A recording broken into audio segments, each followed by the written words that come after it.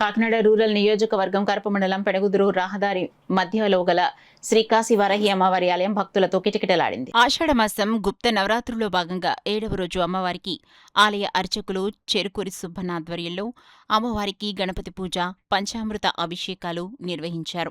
తదనంతరం భక్తులు సమకూర్చిన 1,00,000 బియ్యపు గింజలతో అమ్మవారికి లక్షార్చన పూజ నిర్వహించారు. అనంతరం ఆలయ ధర్మకర్త చిక్కాల దొరబాబు దూర ప్రాంతాల నుంచి వచ్చిన భక్తులందరికీ అన్నసమారాధన చేశారు.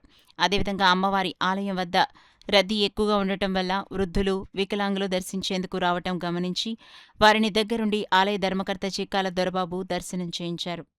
చాలా అద్భుతం అండి. ఎందుకంటే కరప కొరపల్ల రోడ్ లో అమ్మవారు కాశీ నుంచి వచ్చి వెళ్తూ ఉన్నది మన పూర్వజం సుకృతం అండి. చూడండి, 7 రోజుల నుంచి కూడా ఎక్కడా కూడా జనం తొండగా పొద్దున ఉదయం 5 గంటల నుంచి రాత్రి 11 గంటల వరకు ఒకేలాగా ఉంటారు.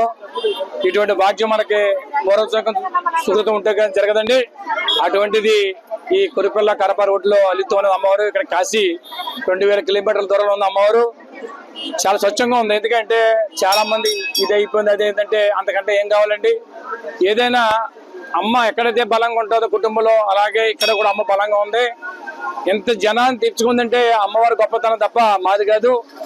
జిల్లాల నుంచి, రాష్ట్రాల నుంచి వచ్చి ప్రబలంగా వస్తున్నారంటే చూడండి. అలాగే మాలేసుకున్నా కూడా చెన్నై నుంచి వచ్చి ఒక ఆడవారు వచ్చి మాలేసుకుని ఇక్కడ ఉన్నారు. ఇది ప్రళయం అంటే ఒక వైబ్రేషన్ ఏదో, లేకపోతే ఇంతమంది రారండి. యాగిలుగా గుడి కట్టామంటే వారం రోజులు ఉంటారు, 5 రోజులు ఉంటారు తప్ప 5 నెలల నుంచి కంటిన్యూ ఉంటాం.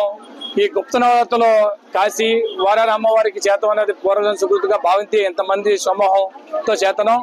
అలాగే రేపు శుక్రవారం కూడా ఎక్కడ ఇబ్బంది లేకుండా అందరికీ ఏర్పాట్లు చేతనం. అందరికీ మాకు అక్క చెల్లి లేకపోయినా మీరే మా అక్క చెల్లిగా భావించడం. అందరూ కూడా బాగుండాలి.